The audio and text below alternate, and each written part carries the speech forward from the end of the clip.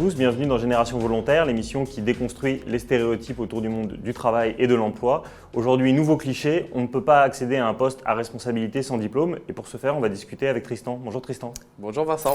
Alors Tristan, tu as 31 ans Oui. et tu as déjà un certain nombre de responsabilités. Est-ce que tu peux nous dire l'emploi que tu occupes aujourd'hui ? Aujourd'hui, je suis responsable des ventes dans une entreprise technologique, donc un développeur de logiciels. Tu manages plusieurs personnes, est-ce que tu as un gros J'ai périmètre ? une petite équipe, effectivement, notamment de personnes qui s'occupent de plus la partie technique. Donc là, typiquement, on se dit un emploi dans le monde des services où il encadre des personnes. Tristan a un bac+5 avec une école de commerce et pas du tout. Exactement. C'est un secteur où ce type de poste, on voit en général ce qu'on appelle des ingénieurs commerciaux ou, comme tu l'as évoqué, des personnes qui ont fait des grandes écoles de commerce. C'est généralement des bac+5. Et alors toi, en réalité, donc c'est pas le cas. On va revenir 13 ans en arrière, tu as 18 ans. Tu te destines à l'époque plutôt vers le social, un souci de l'autre, de l'altruisme, et tu arrêtes tes études après le bac. Tout à fait, j'étais 18 ans, un petit peu perdu. Je ne savais pas trop ce que je voulais faire. Le métier de pompier, peut-être infirmier ou travailleur social, c'est des métiers qui m'attiraient. Effectivement, l'aide à la personne, ce genre de choses.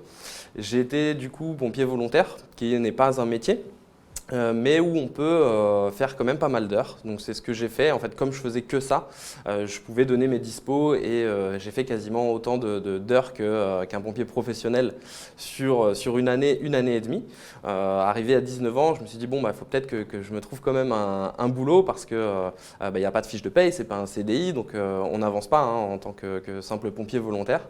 Et c'est là où je me suis tourné un petit peu par hasard parce qu'encore une fois, j'étais un peu perdu, je ne savais pas trop ce qui me plaisait. Je savais que les études, ce n'était pas fait pour moi.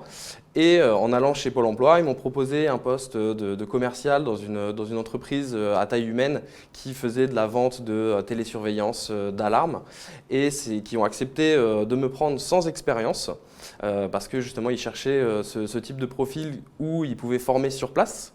Donc justement des personnes qui n'étaient pas commerciales à la base, qui pouvaient former à leur méthode à eux. Donc j'ai eu cette chance-là en tapant un petit peu aux portes, un peu au culot. Et c'est comme ça que j'ai découvert le monde du commerce.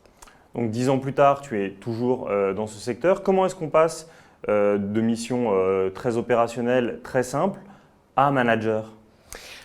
L'expérience, c'est ce que j'aime appeler l'école de la vie. Forcément, on apprend sur le tas, on apprend beaucoup. On peut lire un livre toute sa vie sur comment construire une maison.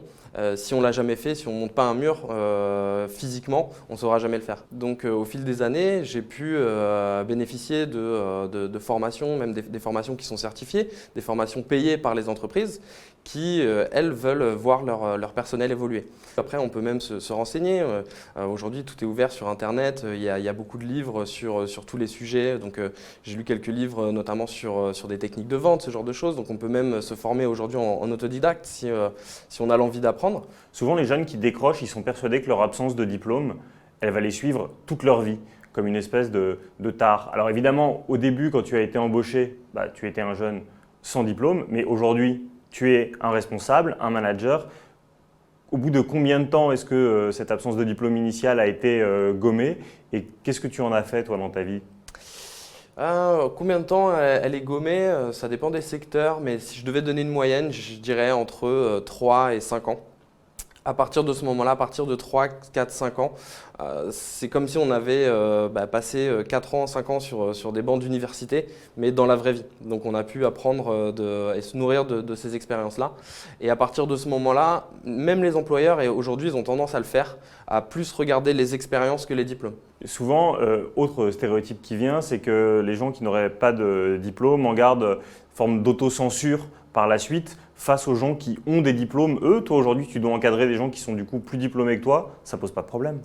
Non, et au contraire, c'est une fierté. Un petit mot pour terminer. Tristan, imagine celles et ceux qui nous suivent et voilà, ça a été trop compliqué, il y a eu le Covid, ils ont décroché, ils sont persuadés que ça va être une espèce de boulet de chemin de croix pour le monde du travail demain. Qu'est-ce que tu as envie de leur dire ? Quels sont tes conseils pour leur montrer qu'on peut réussir ? Mes conseils, il y en a plusieurs, mais si je devais peut-être en retenir un, c'est de ne pas avoir d'a priori. Justement, la vie est faite comme ça, il ne faut pas se bloquer l'esprit et il ne faut pas avoir peur de tout essayer, même des choses dans lesquelles on ne se reconnaît pas forcément au début et qu'on se dit ben non, ça c'est pas fait pour moi. Il faut quand même essayer, il ne faut pas avoir peur, mais si ça ne marche pas, d'arrêter. Ce n'est pas parce qu'on a signé un CDI qu'on doit se satisfaire de cette sécurité-là.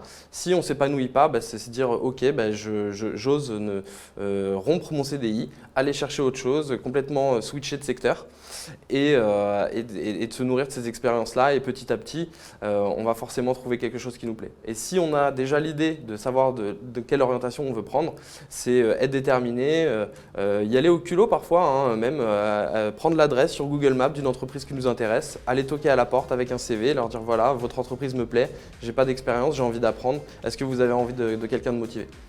Donc c'est pas se laisser de barrière, c'est surtout ça le message. Merci beaucoup Tristan. Merci à toi Vincent.